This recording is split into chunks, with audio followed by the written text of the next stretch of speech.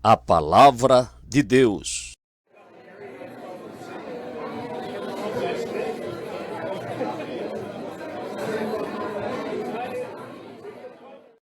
E os 12, convocando a multidão dos discípulos, disseram: Não é razoável que nós deixemos a palavra de Deus e sirvamos às mesas. Escolhei, pois, irmãos, de entre vós 7 varões de boa reputação, cheios do Espírito Santo e de sabedoria, aos quais constituamos sobre este importante negócio. Mas nós perseveraremos na oração e no ministério da palavra. E este parecer contentou a toda a multidão.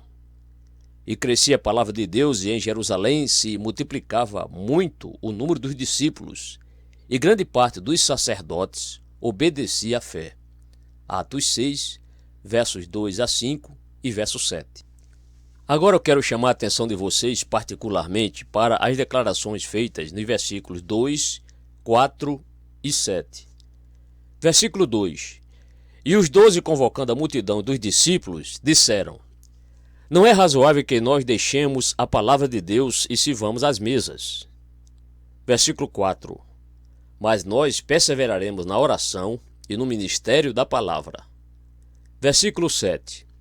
E crescia a palavra de Deus, e em Jerusalém se multiplicava muito o número dos discípulos, e grande parte dos sacerdotes obedecia à fé. Selecionei essas 3 declarações porque elas têm uma conexão interna que estou desejoso de apresentar a vocês. Já começamos a considerar estes versículos e, como indiquei, esta passagem é importante porque nos informa sobre os primeiros movimentos rumo à organização da vida da igreja.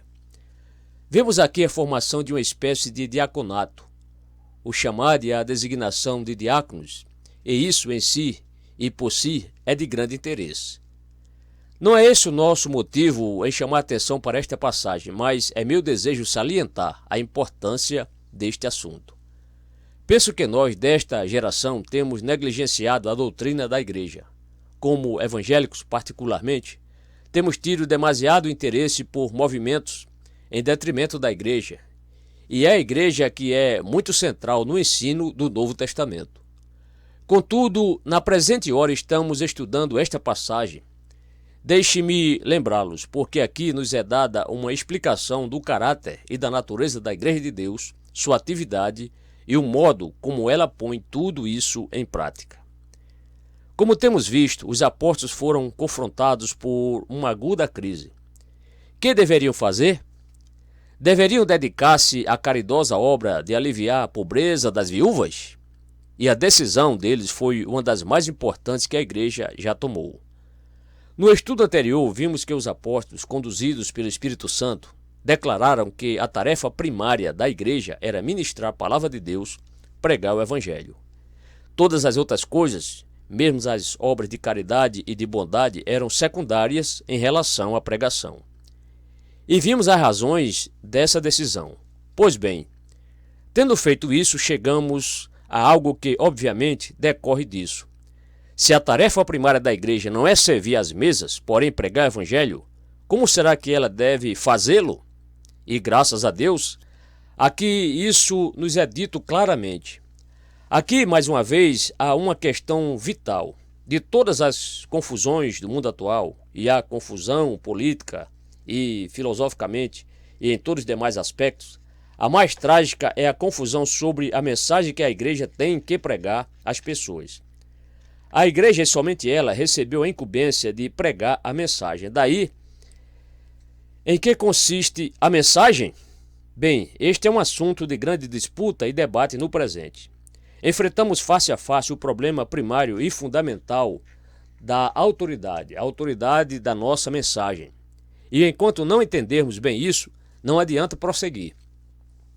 Como podemos saber qual é a nossa mensagem e tem certeza disso? Ora, de maneira estupenda, durante a semana passada, sempre que eu tivesse planejado nada, vi-me lendo um artigo que expõe sucintamente a essência do problema. Esse artigo, escrito por um homem bem conhecido, foi publicado num dos semanários religiosos. Eis o que ele diz, aspas, O cristianismo, como modo de vida, atrai talvez mais pessoas do que nunca antes, quando é apresentado como uma versão em termos modernos do ensino e do Espírito de Jesus. Ao mesmo tempo, o cristianismo, como uma série de proposições acerca de Deus, do céu e do inferno, e em particular sobre metafísica, é visto com crescente suspeita. Neste campo, ele é considerado como uma das interpretações feitas pelo homem das suas experiências, mas não necessariamente uma interpretação verdadeira ou final. Ora, é esta situação real que determina o método de abordagem que a evangelização deve usar. O que eu quero dizer neste artigo é que o método autoritário de abordagem vai se tornando cada vez mais ineficaz. De fato, sua própria natureza o veda. Fecha aspas. E o escritor continua em seu artigo e declara que qualquer homem que pregue baseado na autoridade da Bíblia estará fazendo necessariamente uma coisa ineficaz. Segundo ele, a mensagem deve ser o ensino do Espírito de Jesus. Ele aponta proposições da verdade e da fé, doutrina, dogma, teologia, que ele considera como, no mínimo, inúteis e, de qualquer forma, inteiramente erradas. O homem moderno, diz ele, não quer saber disso.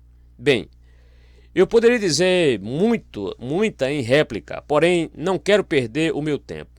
Se o nosso amigo está interessado em resultados, como parece, porque ele diz que a teologia e a pregação são ineficazes, então é muito interessante notar que, apesar de toda a publicidade que ele tem, não parece muito eficiente com aquilo que ele chama seu evangelho. Mas não é isso que nos interessa principalmente.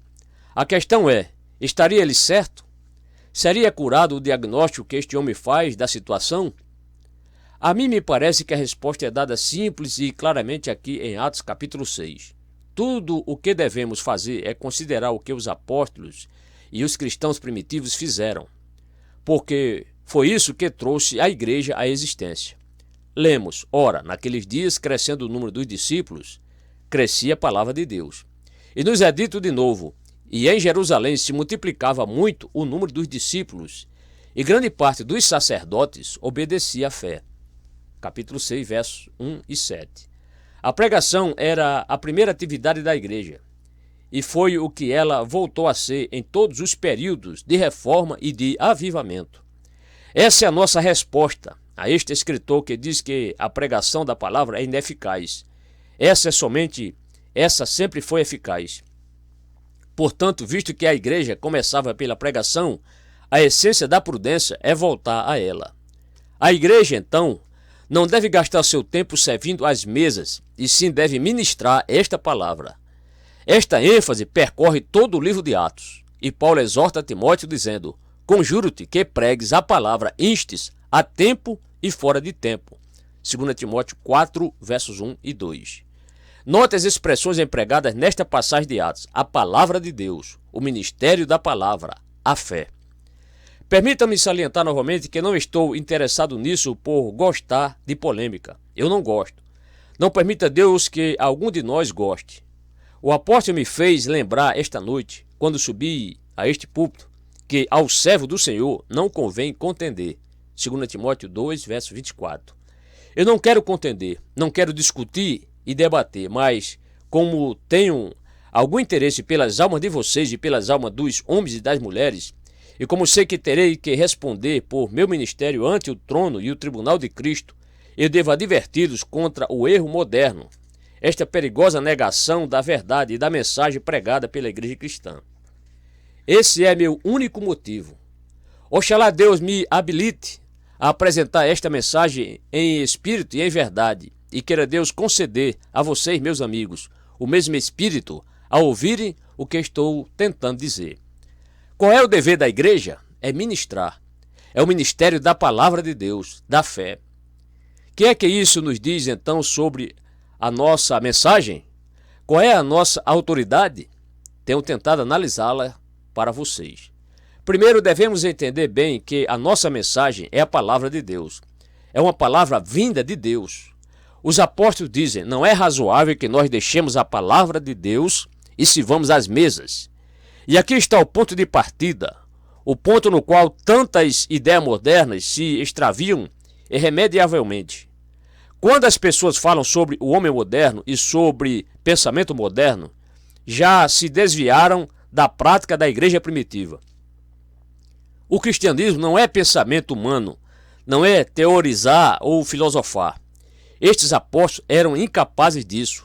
Muitas vezes somos levados a lembrar-nos de que eles não passavam de homens sem letras e indoutos, incapazes de produzir uma filosofia ou uma teoria política ou sociológica. Os grandes filósofos gregos podiam fazê-lo, não porém pescadores, trabalhadores comuns e artesãos. Se uma filosofia ou ideias humanas fossem a mensagem da igreja, estes homens nunca seriam pregadores. Esta é então a nossa primeira proposição. A mensagem cristã não é produto de invenção ou imaginação humana. Bem mais tarde, Pedro escreveu em sua segunda epístola: Não vos fizemos saber a virtude e a vinda de nosso Senhor Jesus Cristo, seguindo fábulas artificialmente compostas. 2 Pedro 1,16. Homens cultos são bons na produção dessas coisas. São peritos nisso. Não, porém, os apóstolos. Não. O evangelho não é humano de forma alguma e em nenhum aspecto. Que será ele então? E aqui está o fato mais importante que poderíamos descobrir. O evangelho é único, é algo inteiramente à parte. Não pertence a nenhuma classe ou categoria.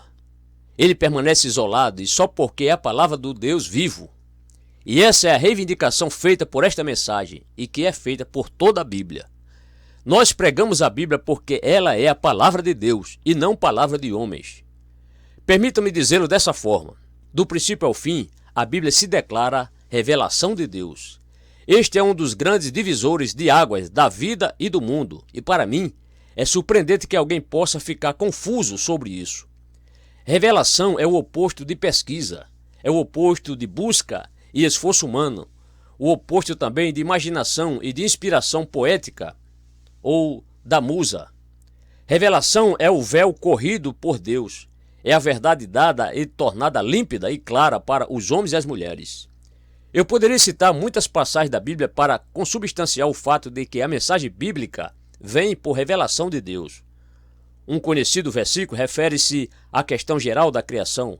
Pela fé entendemos que os mundos, pela palavra de Deus, foram criados, de maneira que aquilo que se vê não foi feito do que é aparente. Hebreus 11, verso 3. Pela fé nos é dado este entendimento. Não é que Moisés ou outra pessoa teve uma ideia e elaborou uma teoria da criação. Foi uma revelação. Por revelação queremos dizer que a Deus, em sua infinita misericórdia, bondade e compaixão, aprove falar-nos sobre si. Lemos em Jó: Podes tu buscar e encontrar Deus? Jó 11, verso 7. Os filósofos têm tentado fazer isso através dos séculos, mas não podem. O mundo não conheceu a Deus pela sua sabedoria, e por essa razão aprove a Deus salvar os crentes pela loucura da pregação, isto é, da coisa pregada. 1 Coríntios 1, verso 21. Por definição, Deus transcende a compreensão do entendimento humano. O autor do artigo que citei anteriormente ficava falando sobre o homem moderno e sobre o que ele quer e não quer ter. Que coisa ridícula! Ninguém, homem ou mulher, antigo ou moderno, pode chegar a ter conhecimento de Deus, porque ele está na eternidade, inteiramente além do alcance humano em todos os aspectos. Aprove, pois, a Deus revelar e manifestar algo da verdade acerca de si, do mundo e da humanidade concernente à causa dos nossos males e a única solução dos nossos problemas. O nosso bendito Senhor disse isso mais simples e claramente do que qualquer outra pessoa quando se dirigiu a seu Pai e orou. Graças te dou, ó Pai, Senhor dos céus e da terra, que ocultaste essas coisas aos sábios e entendidos e as revelaste aos pequeninos. Sim, ó Pai, porque assim te aprouve. Mateus 11, versos 25 e 26. Não é o poder do pequenino que importa aqui, é a revelação, é o ato de tornar algo simples e claro. Deus revelou estas coisas aos pequeninos. Ele as mostrou a eles, as fez conhecidas a eles, tornou-as claras, as expôs, as pôs a descoberto. Revelação. Pois bem, a revelação trata essencialmente do conhecimento do qual temos necessidade, o conteúdo da mensagem.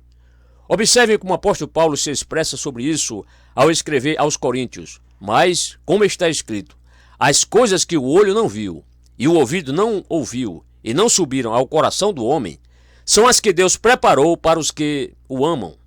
Mas Deus não lhes revelou pelo seu Espírito, porque o Espírito penetra todas as coisas, ainda as profundezas de Deus. 1 Coríntios 2, versos 9 e 10. Deus torna claras estas profundezas de Deus, estes abismos, por assim dizer, do mistério do seu ser e de todos os seus grandes, gloriosos e bondosos propósitos. Isso é revelação. Do começo ao fim, é conhecimento que nos é dado. No entanto, não há somente revelação, há acompanhando-a mais um elemento. A revelação foi dada aos homens, os fatos foram postos diante deles, o conhecimento lhes foi comunicado. Agora estes homens devem passar este conhecimento a outros. É uma grande responsabilidade porque é conhecimento que está além da compreensão humana. Como podem os seres humanos veicular este conhecimento que lhes foi dado gratuitamente por Deus? Como pode veiculá-lo acuradamente e sem torná-lo enganoso? Chegamos, pois, ao elemento adicional, e este é a inspiração da Bíblia. Os cristãos alegam que na Bíblia há um registro inspirado da revelação dada. Permita que eu lhes apresente uma ou duas peças de prova para demonstrar o ponto sobre o qual estou falando. Em 2 Timóteo 3,16, Paulo escreve: toda a Escritura divinamente inspirada, isto é, toda a Escritura é separada por Deus. É Deus soprando no interior do homem. Inspiração não é ditado mecânico, não significa que os estilos individuais dos escritores bíblicos não são postos em operação, mas significa sim que Deus está controlando. Deus está salvaguardando o escrito contra erros ou contra qualquer coisa que nos induza a erro. Deus sopra nos escritores o seu espírito a fim de que eles registrem perfeitamente a sua revelação. Veja a maneira pela qual o apóstolo Pedro se expressa sobre o assunto com referência aos grandes profetas do Velho Testamento. Em sua segunda epístola ele diz: e temos muito firme a palavra dos profetas feita muito firme, a qual bem fazeis em estar atentos, como a uma luz que alumia em lugar escuro, até que o dia esclareça e a estrela da alva apareça em vossos corações. Sabendo primeiramente isto, que nenhuma profecia é de particular interpretação. 2 Pedro 1, versos 19 e 20. Quer dizer que as Escrituras nos dão um entendimento privado da vida, um homem dizendo algo que ele pensou, que ele excogitou, por assim dizer. Que é a Bíblia então? Bem, Pedro continua: a profecia nunca foi produzida por vontade de homem algum, mas os homens santos de Deus falaram inspirados pelo Espírito Santo. 2 Pedro 1, 21. Bem, isso é a essência do que significa inspiração, e Pedro nos está dizendo que todos os profetas do Velho Testamento eram inspirados.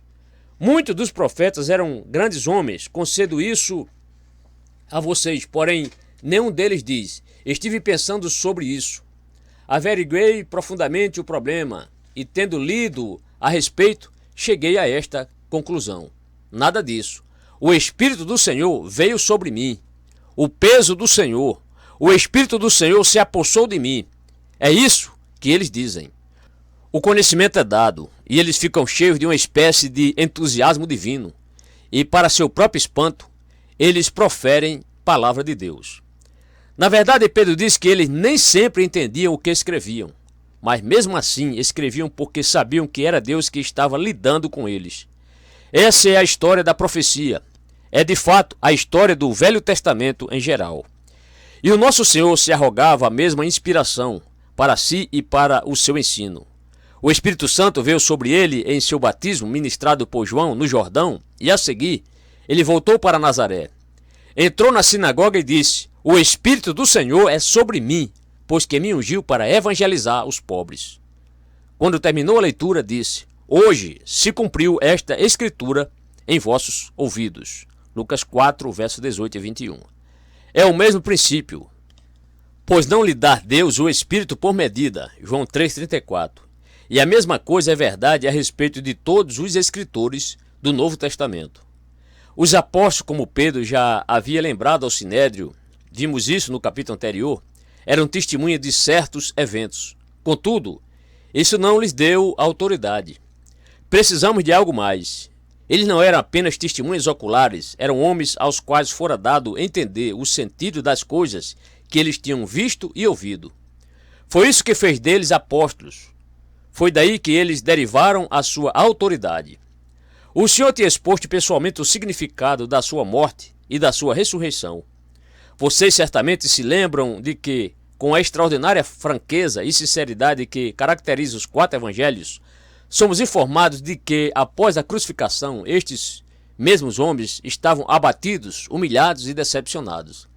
Achava que tudo dera em nada, mas o nosso Senhor apareceu a 2 dos seus seguidores e disse: ó nécios, e tardos de coração para crer tudo o que os profetas disseram. Porventura não convinha que o Cristo padecesse estas coisas e entrasse na sua glória? Lucas 24, versos 25 e 26. E os conduziu através das Escrituras. Posteriormente, naquela tarde de domingo, de volta a Jerusalém, no cenáculo, é-nos dito que o nosso Senhor disse aos discípulos: convinha que se cumprisse tudo o que de mim estava escrito na lei de Moisés e nos profetas e nos salmos. Lucas 24, verso 44. E ele explicou o ensino da Bíblia, mostrando porque ele tivera que sofrer e suportar todas estas coisas e ressuscitar no terceiro dia. De fato, no capítulo 1 de Atos, vemos que, imediatamente antes da sua ascensão, ele teve que continuar ministrando o seu ensino porque os apóstolos ainda estavam aparvalhados e confusos. Senhor, restaurarás tu, neste tempo, o reino a Israel? Atos 1, verso 6. Ainda pensando daquela velha maneira política judaica. Não, não, disse ele. Você não tem que ficar preocupados com estas coisas. Recebereis poder e sereis minhas testemunhas. Atos 1, versos 8. Ele enviou os apóstolos para declararem o evangelho com autoridade, com conhecimento e com entendimento. Depois o Senhor executou o ato final para tornar tudo isso absoluto, ato que constituiu em enviar o Espírito Santo no dia de Pentecoste, o batismo com o Espírito Santo. Lembre-se de que ele lhes tinha dito: ainda tenho muito que vos dizer, mas vós não o podeis suportar agora. Mas quando vier aquele Espírito da verdade, ele vos guiará em toda a verdade. João 16, versos 12 e 13. Aí está a promessa. Por Deus o Pai, Deus o Filho, Deus o Espírito Santo, foi dado o conhecimento, foi dada a informação e foi dada a inspiração para que os apóstolos a falassem e a escrevessem com acurácia. Ele vos guiará em toda a verdade, disse o nosso Senhor. E assim os apóstolos não estavam declarando suas palavras, porém as palavras de Deus, como eles próprios disseram. Não é razoável que nós deixemos a palavra de Deus, a palavra procedente de Deus, a palavra de Deus, a palavra cujo autor é Deus, a palavra que Deus nos deu, e se vamos às mesas. E o que era verdade com respeito aos apóstolos que estamos considerando aqui, foi igualmente verdade com respeito ao apóstolo Paulo. Nesse tempo ele não era apóstolo, mas blasfemo e perseguidor da igreja e opressor, como ele mesmo disse sobre si próprio. 1 Timóteo 1, verso 13. Ele foi um dos maiores opositores do evangelho e da igreja cristã, mas posteriormente o vemos como o seu maior pregador, o seu maior apóstolo, o seu maior expositor da verdade. Como chegou ele a isso? Em Atos, capítulo 26, podemos ler uma narrativa bastante lírica do que aconteceu. Paulo conta pessoalmente como o Senhor apareceu a ele e lhe disse: levanta-te e põe-te sobre teus pés, porque te apareci por isto, para te pôr por ministro e testemunha das coisas que tem visto, como daquelas pelas quais te aparecerei ainda. Quero enviar-te ao povo e aos gentios, para que lhes dê luz, para lhes abrires os olhos e das trevas os converteres à luz, e do poder de Satanás a Deus, a fim de que recebam a remissão dos pecados e herança entre os que são santificados pela fé em mim. Atos 26, versos 16 e 18. Portanto, Paulo foi comissionado no caminho de Damasco. Ele não se pôs a pregar como um fariseu brilhante. Não, não. Ele se fez louco. Se alguém dentre vós se tem por sábio neste mundo, diz ele, faça-se louco para ser sábio. 1 Coríntios 3,18. Paulo descobriu que ele não sabia nada. Ele precisava de uma revelação. Eu recebi do Senhor o que também vos entreguei. Diz ele sobre a totalidade da sua mensagem. 1 Coríntios 11, 23. Não era dele em nenhum aspecto e de forma alguma. E por isso ele diz aos Gálatas: faço-vos saber, irmãos, vou dar-vos um certificado, se vocês o preferirem, que o evangelho que por mim foi anunciado, não é segundo os homens. Porque não recebi nem aprendi de homem algum, mas pela revelação de Jesus Cristo. Gálatas 1, versos 11 e 12. Certamente isso é suficiente, uma vez por todas, para mostrar que o evangelho originou-se em Deus. O homem moderno, a ciência moderna, o conhecimento do século XX são, todos eles, irrelevantes. E introduzi-los é mostrar que você não crê que o evangelho é a palavra de Deus.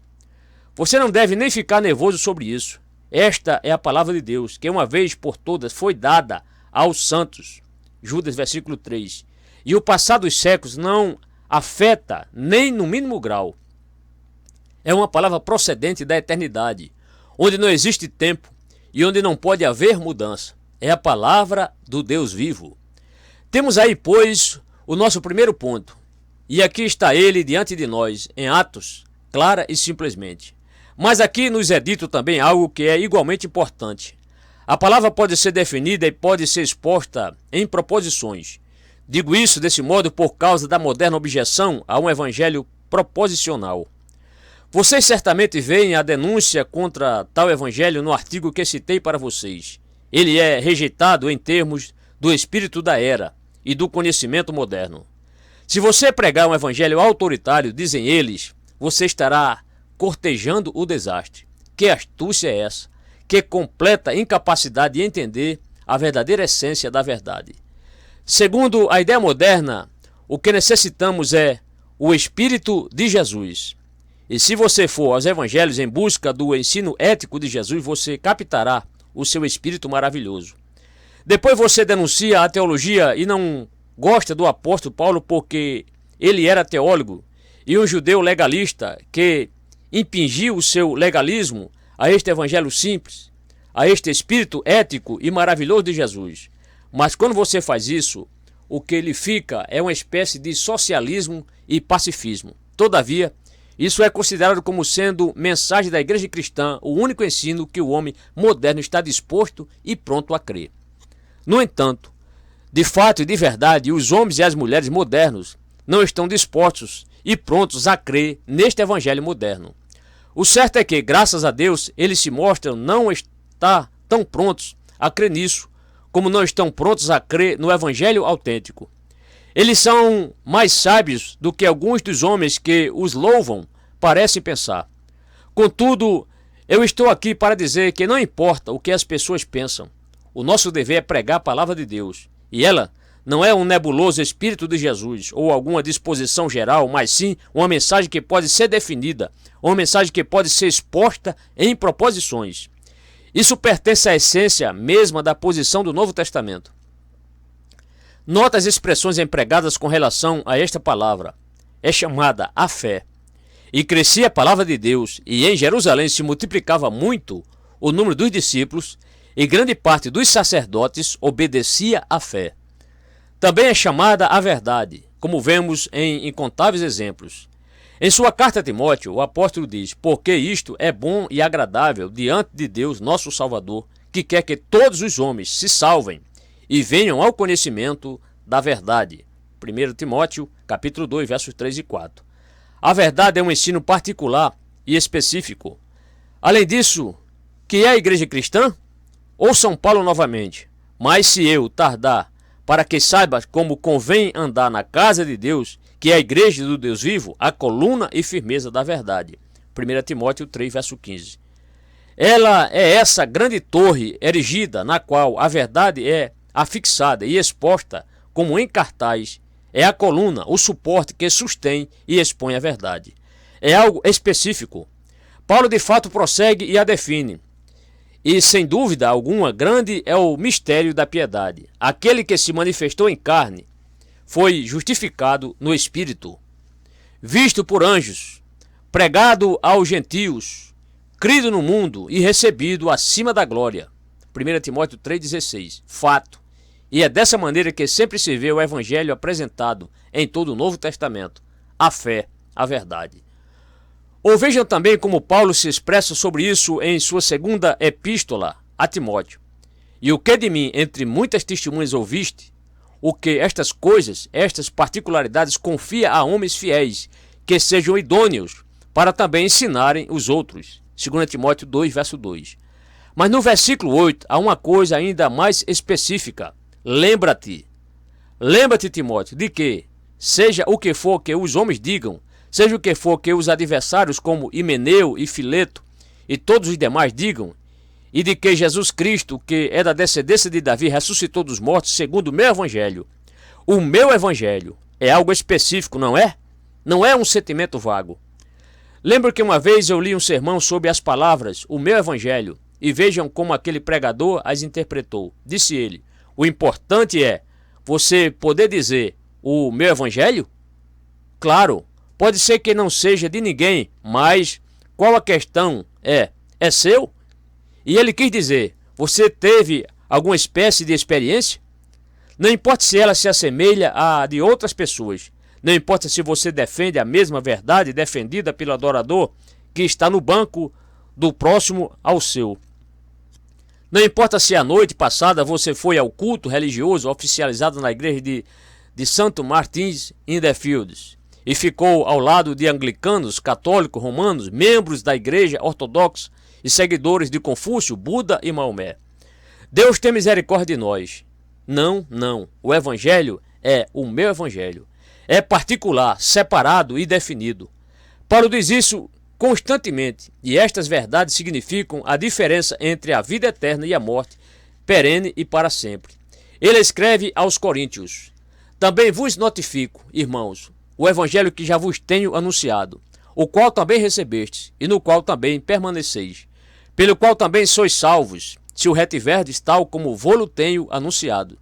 Se não é que crestes em vão, porque primeiramente vos entreguei o que também recebi, que Cristo morreu por nossos pecados, segundo as Escrituras, e que foi sepultado e que ressuscitou ao terceiro dia segundo as Escrituras, e que foi visto por Cefas e depois pelos 12. 1 Coríntios 15, versos 1 a 5. Fatos. Que poderia ser mais claro que isso? Estas são declarações positivas das Escrituras, mas de maneira muito interessante, o caráter proposicional da fé está implícito no modo como as Escrituras lidam com o ensino falso. Havia falsos mestres no princípio, como os há atualmente. Não há nada de novo quanto às heresias de hoje. Certamente, uma das coisas mais risíveis de todas as ideias é a insinuação de que o sinal por excelência da modernidade é você negar os fatos do Evangelho e dizer, por exemplo, que não crê na ressurreição. No princípio, tampouco se acreditava nisso. Tudo o que está sendo negado hoje foi negado no século I. Tratando do ensino falso, o apóstolo Paulo escreveu: maravilho-me de que tão depressa passasses daquele que vos chamou a graça de Cristo para outro evangelho, o qual não é outro, mas há alguns que vos inquietam e querem transtornar o evangelho de Cristo. Mas, ainda que nós mesmos, ou um anjo do céu, vos anuncie outro evangelho, além do que já vos tenho anunciado, seja anátema. Assim como já vô-lo dissemos, agora de novo também vô-lo digo. Se alguém vos anunciar outro evangelho, além do que já recebeste, seja anátema. Porque persuado eu agora a homens ou a Deus? Ou procuro agradar a homens? Se estivesse ainda agradando aos homens, não seria servo de Cristo. Gálatas 1, versos 6 a 10. Paulo continua e praticamente diz: se eu fosse um homem preocupado em agradar aos homens, não pregaria a cruz. E no versículo 5 ele fala do escândalo da cruz, versículo 11. As pessoas não gostam dela, odeiam-na, mas ele diz que não está ali para agradar aos homens, não está ali para paparicar o gosto delas. E o pregador do evangelho não deve prestar-se a isso. Nós não temos direito de enfeitar a palavra de Deus ou de mudá-la de um jeito ou de outro para adequá-la ao paladar moderno. Quer dizer dos anticristos? Não lhes deem atenção, diz o apóstolo João. Ele nos diz como testar a diferença entre o Cristo e os anticristos, estes espíritos falsos que andam por toda parte. Eis como, amados, não criais a todo espírito, mas provai se os espíritos são de Deus, porque já muitos falsos profetas se têm levantado no mundo. Nisto conhecereis o Espírito de Deus. Todo espírito que confessa que Jesus Cristo veio em carne é de Deus. E todo espírito que não confessa que Jesus Cristo veio em carne não é de Deus. Mas este é o espírito do anticristo, do qual já ouvistes que há de vir, e eis que está já no mundo. 1 João, capítulo 4, versos 1 a 3. De fato, João vai mais longe em sua segunda epístola. Evangélicos, ouçam isto, receio que vocês estão começando a esquecê-lo. Se alguém vem ter convosco e não traz esta doutrina, não o recebais em casa, nem tampouco o saudeis. 2 João, versículo 10. Ele não tem direito de estar em seu terraço, se ele nega esta doutrina. Você não deve recebê-lo em parte alguma. Você nada tem a ver com ele, ele pertence ao que se chama anticristo. E nós não temos direito de comprometer a palavra de Deus. Foi assim que a igreja primitiva começou e floresceu. Nos séculos subsequentes, a igreja primitiva, com a sua sabedoria, foi conduzida pelo Espírito para redigir os seus 3 grandes credos. O importante credo de Atanásio, o credo niceno e o credo dos apóstolos. Estes credos todos dão definições da verdade. Por causa da insinuação de ensino falso, por causa dos anticristos, os líderes da igreja se reuniam e, sob a influência do Espírito e iluminado pela palavra, diziam: a fé cristã é isto, não é aquilo. Eles eram claros e definidos, custasse o que custasse. Atanásio se manteve contra todo mundo porque ele sabia que não devia comprometer a verdade. Ele não foi um homem preocupado em agradar os outros, não estava interessado em popularidade nem em maiorias. Ele permaneceu na palavra, porque ela era e é a palavra do Deus vivo. E igualmente, no tempo da reforma, os reformadores redigiram as suas grandes e vigorosas confissões de fé. Hoje em dia, os líderes das igrejas estão alterando essas confissões, as estão abreviando e estão tentando manipulá-las. E é por isso que a igreja está como está.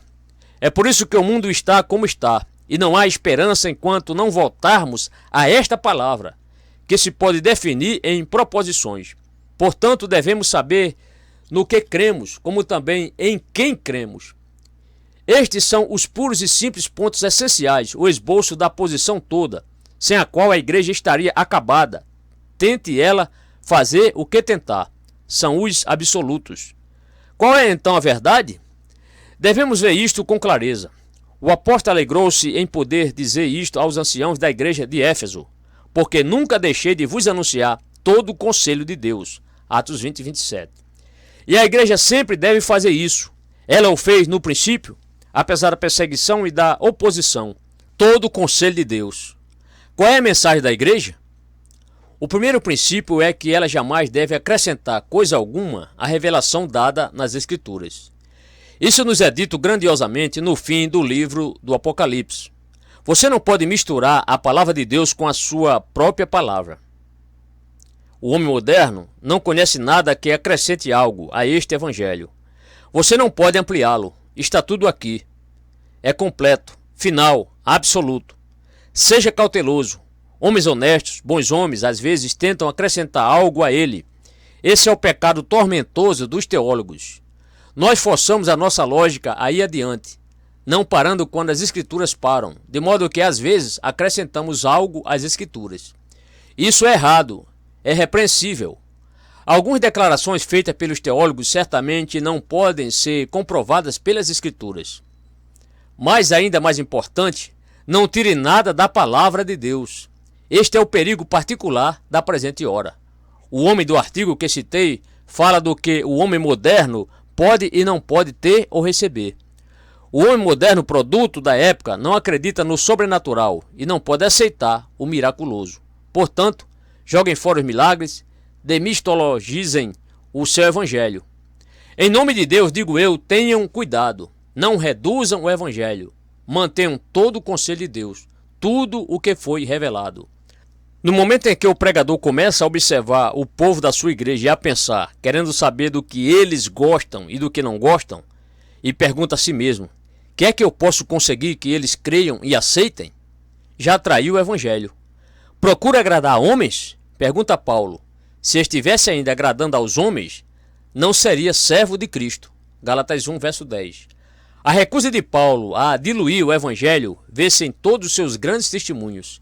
Ele prega a Deus, o Deus que lhe deu a mensagem do evangelho, o Deus perante quem ele é responsável. Portanto, o segundo princípio é que, digam os homens o que disserem, não devemos subtrair nada do evangelho. Corremos o perigo de subtrair algo do evangelho da palavra de Deus em muitos aspectos e por muitas razões.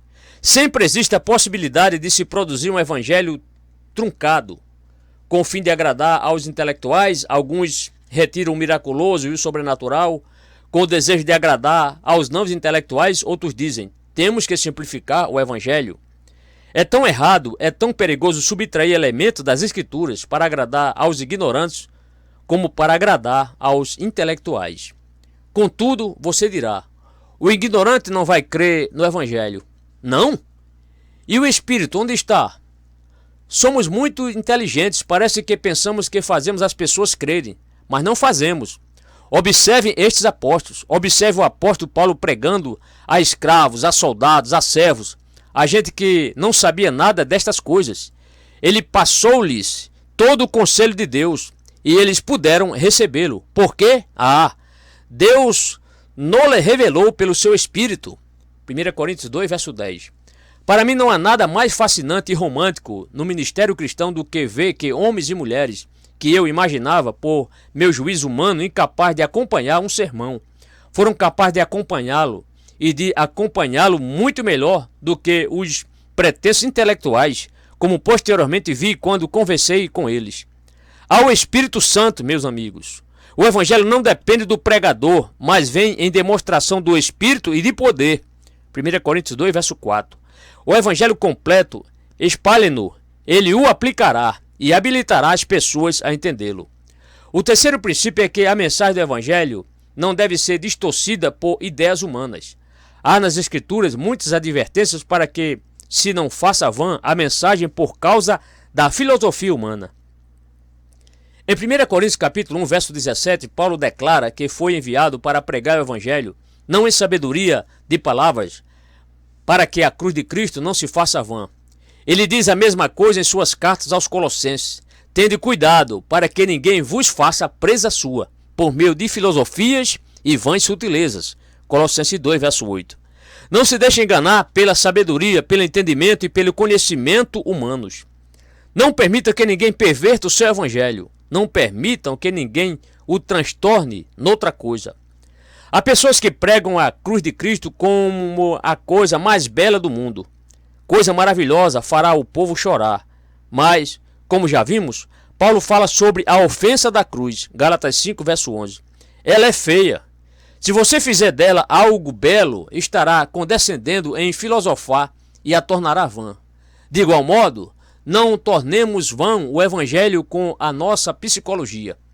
Muito cristianismo está sendo ensinado em termos da psicologia. Você está tendo problema de insônia? Deixe que eu o apresente a Jesus. Ele logo tratará da sua insônia. Quanto aos seus males e dores, e este e aquele problema, venha a Jesus. Vá ao seu encontro e tudo ficará bem. Isso não é pregação do evangelho, é psicologia. Muita pregação moderna não começa onde o evangelho começa. Não há nada mais importante que o começo. É a parte mais importante da jornada. É a mesma coisa com a pregação. O evangelho começa por Deus. Correndo o risco de ser mal compreendido, permita que eu me expresse assim. O evangelho não começa pelo Senhor Jesus Cristo, por Jesus. Se vocês pensam que sim, você não conhece a Bíblia, não conhece o Novo Testamento. Menos ainda começa e termina pelo ser humano, homem ou mulher, e suas necessidades e fraquezas, suas dores e apenas seu conhecimento, tipo século XX. Não. O Evangelho é uma revelação de Deus. É a palavra de Deus e sempre começa por Ele, o Pai eterno, o Deus sempre eterno. O Evangelho começa pelo Velho Testamento. Se vocês lerem estes capítulos de Atos, verão a verdade do que estou dizendo. A pregação apostólica começa por Deus, pelo substrato do Velho Testamento. Naturalmente, os apóstolos estavam obrigados a começar dessa maneira porque, sem esse substrato, esse antecedente, não há nenhum sentido no Evangelho. Semelhantemente, a pregação de João Batista era arrependei-vos. E quando nosso Senhor começou a pregar, ele disse: o tempo está cumprido e o reino de Deus está próximo. Arrependei-vos e crede no Evangelho. Marcos 1, verso 15. Arrependei-vos. Para quem? Para quê? Vocês não entenderão o arrependimento se não começarem por Deus. Vejamos Paulo. Quando se despedia dos anciãos da igreja de Éfeso, ele disse: nada que útil seja, deixei de vos anunciar e ensinar publicamente e pelas casas, testificando o arrependimento para com Deus e a fé em nosso Senhor Jesus Cristo. Atos 20, versos 20 e 21. Notem o que vem primeiro, o arrependimento para com Deus. E se não começarmos aí, não é a palavra de Deus. Devemos começar pelo Deus vivo e verdadeiro, o Deus que age, o Deus criador, o Deus sustentador do universo inteiro. Devemos conhecê-lo em seu glorioso caráter eterno e sempiterno. No Evangelho de João lemos: Deus nunca foi visto por alguém. O Filho unigênito que está no seio do Pai, este o fez conhecer. João 1, verso 18. O Filho manifestou Deus, ele o revelou. O Filho nos ensinou, veio falar-nos sobre ele. É aí que vocês começam, pelo glorioso caráter de Deus. E então Deus como juiz, o juiz de cada pessoa nascida nesta vida. Era isso que os apóstolos pregavam. Leiam como Paulo pregou isso em Listra, a pagãos, e como o pregou tanto em Atenas como em Tessalônica, a pagãos. Ele os exortou a que buscassem a Deus e deixassem os ídolos para servir o Deus vivo e verdadeiro. 1 Tessalonicenses 1, verso 9. Ora, vocês dirão, ele não podia entender essa terminologia. Sei disso, mas o Espírito os capacitou a crerem nela. O Espírito dá o entendimento. Deles o conhecimento de Deus, preguem todo o conselho de Deus e o Espírito o aplicará. Portanto, falemos com clareza sobre a mensagem que é dada. Ela é sobre o Deus eterno, que é o nosso juiz eterno. Mas vocês continuam. As pessoas modernas não creem em Deus. Vocês podem dar alguma prova? Bem, podemos e apresentamos argumentos em prol da existência de Deus. Contudo, em última instância, somente o Espírito pode convencer as pessoas da realidade de Deus. Se pudéssemos provar estas verdades além de qualquer dúvida, todo mundo creria nelas. Mas a Bíblia nos diz que não é possível prová-las dessa maneira. Haverá uma espécie de prova? Oh, sim, há. No entanto, lembre-se, não posso recorrer à minha experiência como prova. Às vezes ouço as pessoas dizerem: você me pergunta como posso provar isto. Bem, a minha resposta é que a minha experiência me diz que eu encontrei Deus, eu conheço Deus. Mas isso não satisfaz ao psicólogo. Ele facilmente pode brincar com isso. Ele simplesmente diz: naturalmente, gente iludida é sempre muito confiante nestas coisas. E se descarta da sua experiência como um mero complexo psicológico. Não. Se vocês querem prova, que a tenham. Criação, desígnio, ordem, disposição das coisas. Tenho dito muitas vezes deste púlpito que, se eu não tivesse outra prova, o olho humano seria mais que suficiente para mim. Sua delicadeza, seu equilíbrio, sua sutileza. É puro absurdo insinuar que isso é um acidente, um produto do acaso. É inconcebível se James Jeans foi impulsionado a crer em Deus por suas descobertas científicas. Naturalmente, a estes grandes argumentos as chamadas provas racionais da existência de Deus. Entretanto, elas não são a melhor prova. A própria Bíblia é uma prova melhor. Observe estes livros, todos eles formando um só livro, escritos por diferentes homens com diferentes temperamentos, escritos em diferentes circunstâncias, em diferentes séculos, e todos eles com a mesma mensagem essencial. A maravilha, o milagre das Escrituras é uma prova que Deus existe. Examine a história. Observe o judeu. Ele é uma prova da existência de Deus e da veracidade da Bíblia. Não se pode explicar a persistência ou isolamento dos judeus de nenhuma outra maneira. Mas se vocês quiserem, a maior prova de todas é a prova da profecia, a prova que Pedro empregou no capítulo 1 da sua segunda epístola. Não se pode explicar a profecia que se acha nas Escrituras, noutros termos, senão nestes, que Deus revelou os fatos a certos homens e os habilitou por sua inspiração a registrá-los da maneira acurada pela qual eles o fizeram, até aos mínimos detalhes. Portanto, quando vocês começarem a pregar, comecem por Deus e depois vão à doutrina sobre o homem. Que é o homem? Qual é a origem do homem? Quer que os homens e as mulheres foram destinados a ser? Como foram eles destinados a viver? Qual é a perspectiva quanto a eles? Somente a Bíblia pode responder a estas perguntas. Nenhuma teoria da evolução, nenhuma teoria humana é satisfatória. Essas teorias deixam maiores problemas do que a explicação dada pelas Escrituras.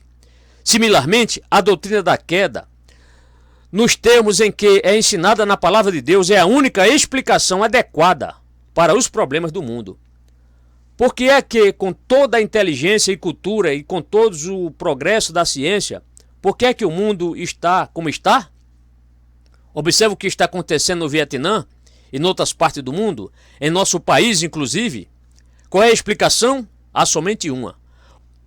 O diabo, o príncipe das potestades do ar, do espírito que agora opera nos filhos da desobediência, Efésios 2, verso 2, veio e tentou Adão e Eva, e eles, em sua insensatez, dando-lhes ouvidos, rebelaram-se contra Deus e caíram em pecado. A palavra de Deus fala do juízo de Deus sobre Adão e Eva e das consequências que sobrevieram à raça de Adão. Quais são elas? Morte e cegueira espiritual, pecado como escravidão, tristeza e dificuldade, egoísmo, imoralidade e vício, tudo o que vocês veem no mundo moderno. A palavra de Deus dá a única explicação da universalidade do pecado e do estado do mundo. As pessoas riem disso, eu sei, sempre fizeram isso. Riram de Noé, riram de Ló, riram do Filho de Deus. Mas o juízo veio e virá. O fim do mundo, a volta de Cristo, o juízo final e as penas eternas, tudo isso faz parte da mensagem do Evangelho. Portanto, é aí que a mensagem do Evangelho começa, não nos meus e nos seus problemas particulares. O que é importante para você não é se você pode dormir ou não, se você cai ou não em algum pecado particular. O que é importante para você é toda a sua situação e oposição perante Deus. É nisso que você precisa pensar. Todos nós temos problemas e dificuldades particulares, porém isso é comum a todos nós. Não há um justo, nenhum sequer. Romanos 3, verso 10.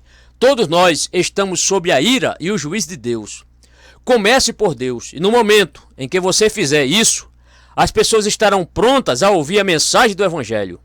Todavia, enquanto elas não creem em Deus e nestas outras proposições desta verdade, desta fé, não haverá razão nem sentido na morte de Cristo. Você pode dizer às pessoas, venham a Jesus, porém elas dirão, nem penso nisso, não preciso dele, estou vivendo muito bem. Mostre-lhes, porém, que, quando morrerem, vão enfrentar Deus no juízo e vão encarar uma eternidade de miséria, remorso inútil e sofrimento. E elas se mostrarão prontas a ouvir, quererão saber sobre aquele que Deus elevou a príncipe e salvador para dar a Israel o arrependimento e a remissão dos pecados. Querendo Deus, vamos aprofundar e desenvolver isso no próximo estudo. Mas em caso que alguém esteja aqui e que talvez não possa estar na próxima ocasião e que pode ocorrer que morra antes do próximo domingo ou até mesmo hoje, antes de dar a meia-noite, escute isto, meu amigo. Se esta noite você viu algo da glória do Deus eterno e sempiterno e enxergou a sua ignorância dele e o seu egocentrismo, se você se vê como um pecador condenado, dê ouvidos a esta mensagem da palavra de Deus. Deus estava em Cristo reconciliando consigo o mundo, 2 Coríntios 5, verso 19.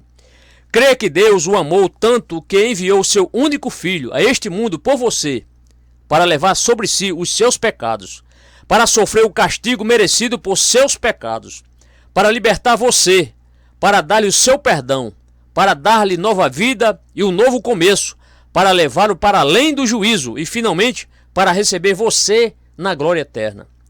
Assim como está, creia nesta mensagem, dê-lhe obediência e você receberá o conhecimento de que os seus pecados estão perdoados e de que você está reconciliado com Deus. Graças a Deus pela palavra de Deus, esta velha palavra, a velha história que é sempre nova e sempre verdadeira, que é verdade e que nunca mudou, que não está mudando, que é imutável, porque é a verdade de Deus.